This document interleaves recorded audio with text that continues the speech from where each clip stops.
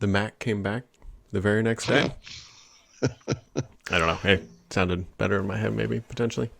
Made a big mistake yesterday on the podcast. I said that I was trying to sign into my account because I have a registered version of Parallels Desktop, but it's like a year old. Actually, they give you a key when you sign up for the technical preview. You can use for it times out or whatever. I didn't have to wait. I just read the RTFM or whatever. So mistakes, people make them. They do. Something about not how many times you fall down, but how many times you get back up again and get punched in the face. I think it's inspiring stuff. Trying to elevate the podcast here, make it a holly jolly morning.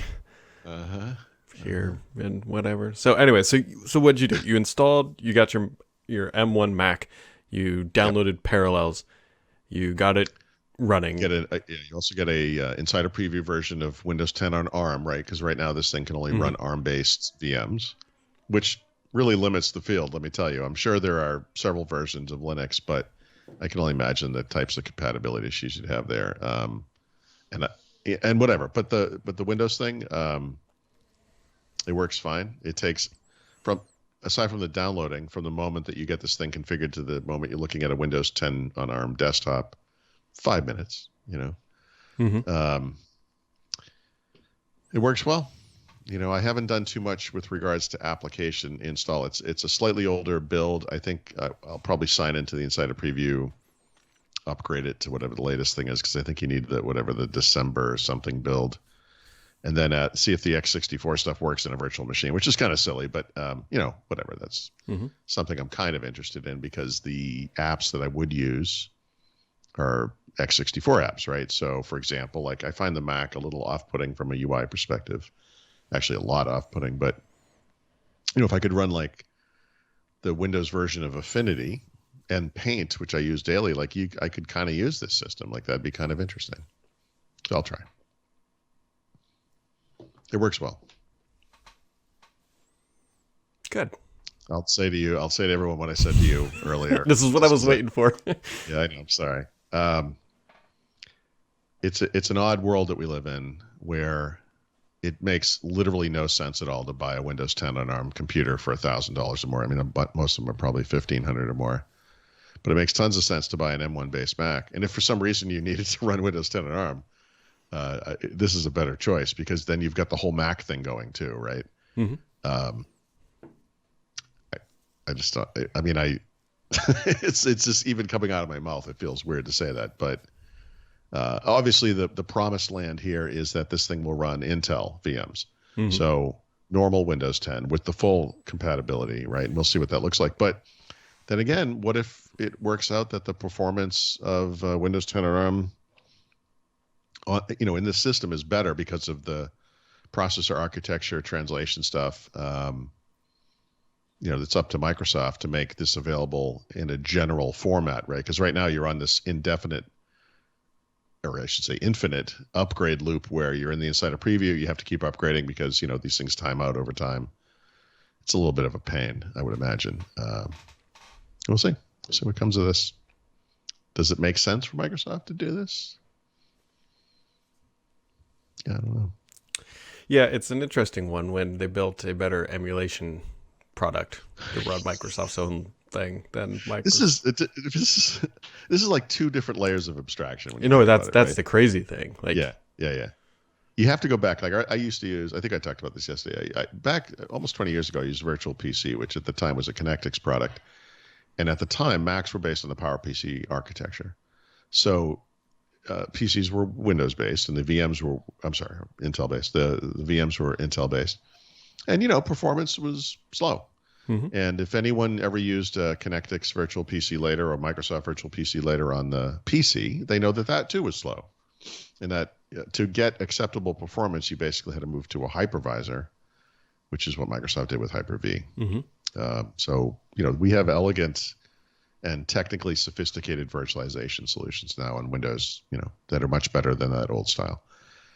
This is a completely different animal, you know. And by the way, it does all the integration stuff too. So unlike on Chrome OS, you can run in coherence mode, and you get basically you're just using the Mac. It's the Mac, and you're running apps.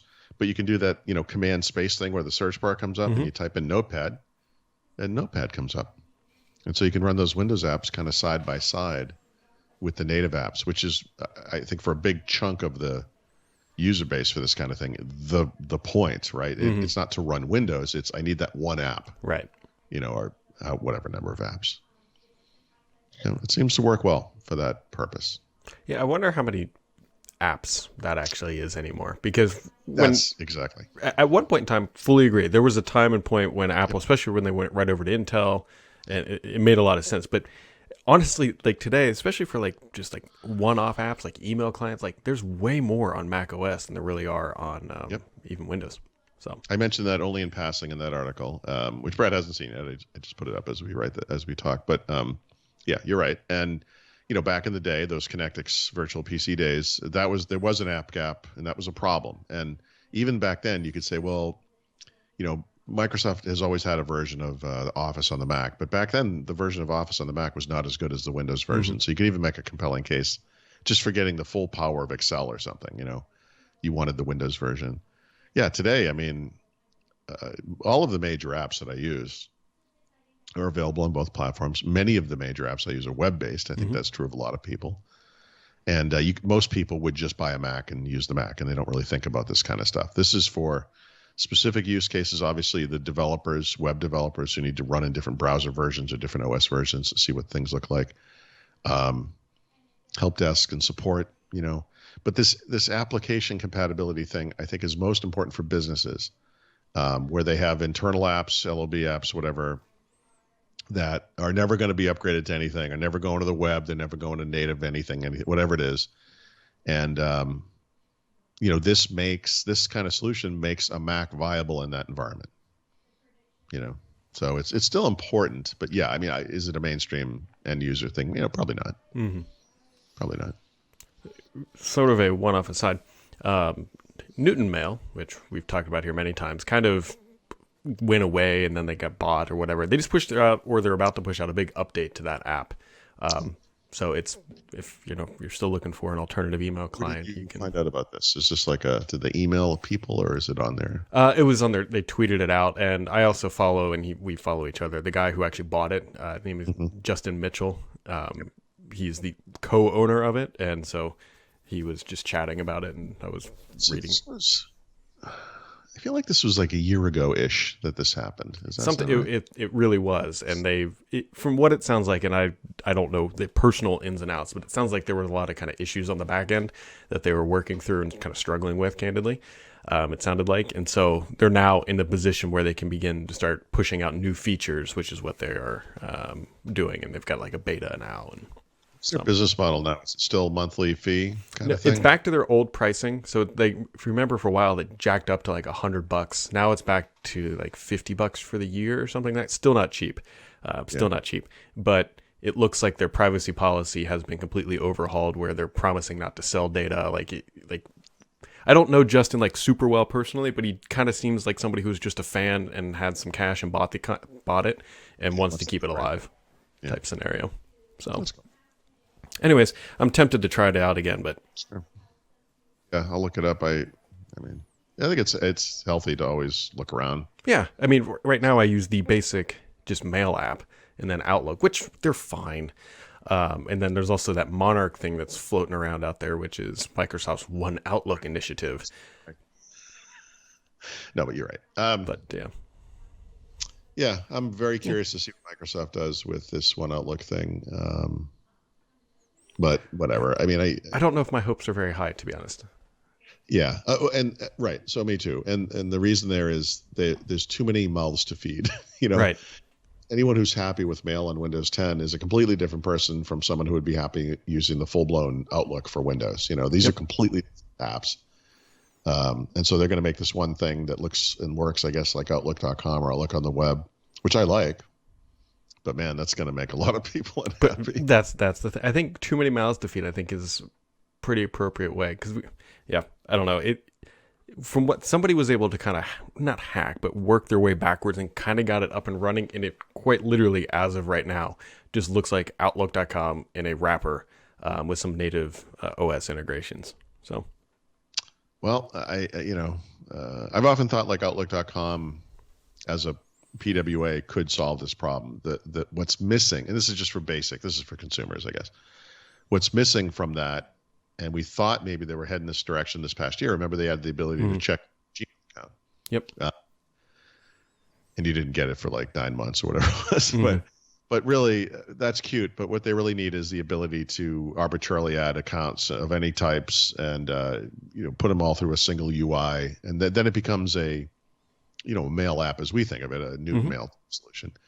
And honestly, this seems like a good solution to me. Now I know there's the Outlook power users out there freaking out because this doesn't in any way meet their needs, and I get it. But I feel like those people at this point are probably the minority, frankly. Yeah, we'll see. It's early, and we don't know their true vision yet, Paul. But I like that you think they have one. So try to be optimistic. It's a new year, and we're gonna go in, and they're gonna give us something great. I can feel it, just like this whatever controller for the. You broke out the Windows mixed reality, whatever. Yeah, because somebody asked a question on the podcast, I think last week, where Microsoft got a patent for a VR controller, and it's like this thing. And it's like, yeah, like that's not for Xbox. Like I'm holding one. Well, no, they're not. They've been very clear that they don't see a market for VR on Xbox.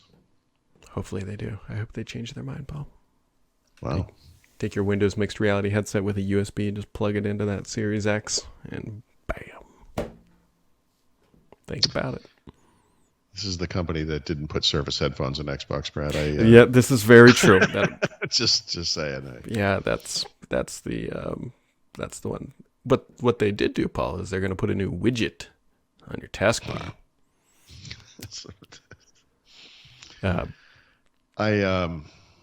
This is one of the most unnecessary features since Meet Now or My People or name whatever you want. But I don't. I appreciate what they're trying to do, maybe, but I feel like the ship has sailed. Like this is the sidebar from Longhorn. I mean, except it's not always on the screen, and people are going to ask to be able to pin it, so it's always on the screen. But I don't see a need for this. This reminds me of the Creators Update type baloney they would throw in there. It reeks of something that will be gone in 2 years. As someone said, this is from Zach, and I love Zach, but he says, seeing a lot of comments complaining about how the widget thing takes up a lot of space on the taskbar. Yeah. He says, this is just one build. I'm pretty confident we're going to see more optimizations to the taskbar. We're nowhere near done yet. Yeah, well, thank you for taking charge on this one, Zach. But honestly, it doesn't matter if it's a button or a giant wide thing. I'm sure maybe it'll be configurable. Like, who cares? The point is, this is just useless fluff in a day in which we have more systemic needs in Windows and have been calling on Microsoft to make some substantive changes, for years. And so this is just another stupid thing. So what it makes me wonder is, like, are they actually going to try to bring widgets back? Because that's what this thing is, right? This is a desktop widget that we used to have. To your point, the Longhorn stuff. Is this like step one of... Here's what we've learned over the past, I'm going to call it almost 10 years. Since we started, we had Windows Phone. Windows 8 happened. We have the background of Longhorn with the sidebar thing. At-a-glance UIs don't work unless you can glance and see them. When you have to open something, they're just not interesting. They're just like, it's an app. I mean, this thing is just an app. It's a web app, I'm sure. All it is a front end to Microsoft Edge, the MSN newsfeed, and then the advertising that drives this stuff on the back end. And Microsoft talks about how there's no advertising. Yeah, there's no advertising in that little pane. But if you click on anything, you're going to an MSN page. It's going to be riddled with it. And the other alarming thing, and I put this in my little story about this, was they talk about how, because it's using Microsoft Edge technologies, it can limit the tracking that occurs from those back end sources? Limit? You mean prevent, right? Yeah. Like, what? You can't prevent it? I mean, to me, this thing is hugely problematic, and I'm sure, like everything else in life, there's going to be some segment of the population who's like, oh, I'm looking forward to this. Great.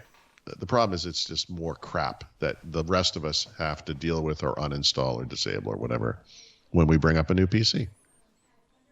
Well, I'll try to be optimistic and say maybe it's going to evolve into something we all like, and it's going to be great. Oh, what could it evolve into? I don't know. Like, So that's like a widget platform for developers based on XAML and whatever. I mean, like, seriously, I'm looking at it. What are there people out there targeting the web where they can create a web app that runs everywhere, that are going to want to add custom things to a site or something so that it can show up as a widget in a tool that no one on earth is going to use anyway? Yeah. I know, I'm sorry. No, Microsoft I don't know. Like, added a My People thing and didn't even integrate their own stuff into it. They expected third parties to do that. Yeah. Come on. Yeah. I don't know. I think part of me is like, you know what? I kind of like the weather being there on the taskbar, but then I don't think I would ever click it. I mean, let's be honest. We all live our lives in a web browser for the most part. In a web browser, unless you're developing stuff anymore. That's kind of the thing, isn't it? Really, the other thing is we've developed usage patterns for things. Mobile took over for everything except for straight up productivity work, but it's traditional productivity work. Where you're writing or making a spreadsheet or a presentation or something. So all the little activities we used to do on a computer, like check the weather, or talk to people or whatever. This is all happening on mobile now. And when you're sitting in front of a computer like this, like we are, picking up a phone to, the weather's on my phone. I don't have to turn anything on. It's just right there. Like it's not you're just inventing stuff now. I mean, Microsoft. Like, why? Haven't we learned over the past 2 years that not adding features to Windows is awesome? Like, hasn't that been the message? Yeah, the only thing that I could think of that would actually be potentially helpful in there, but it's kind of in there, but Windows Timeline. But Windows Timeline's terrible. That's my opinion of Windows Timeline. Is like, and you'll see where this is going. Is a little Microsoft 365 button. You click it, and it just shows the last 10 files you've had open, and that's it. Yeah. Okay. Right. But again, this that's productivity. Is a presentation issue, right? Because when you open your start menu, there's an Office thing, and if you click on it, that's what you will see, right? Yeah. I don't know. So all we're doing is moving where things are. I can open the start menu now and see the weather. So see, I don't open the start menu anymore. Like some of the start menu stuff over here. It's the bastard stepchild of the start menu and the sidebar. However you want to say it. Yeah. Do we really need another place for this? Yeah, I don't open the start menu actually ever anymore. I just Windows key type and like it's okay, but now you're expected to open this other thing. Yeah. I don't know. I'm just I'm not. It feels like they're so close too, but what would be nice. Naturally, what would be nice is if you could just take those little widgets and just pin them to your desktop. That would actually be way more useful to me, like an actual widget rather than a widget flyout. Well, that's the sidebar in a way. Yeah. I mean, or the active desktop back in the Windows 95. It's almost like they had it figured out, but now it's all hidden behind things. Yeah, it's just I would try to do too much here. This is Windows. This is what it does. It works well. Leave it alone. But Paul, the job description said Windows is back. Yeah, Windows never left. This is still the focus. It always has been. It always will be. I'm dying on this hill.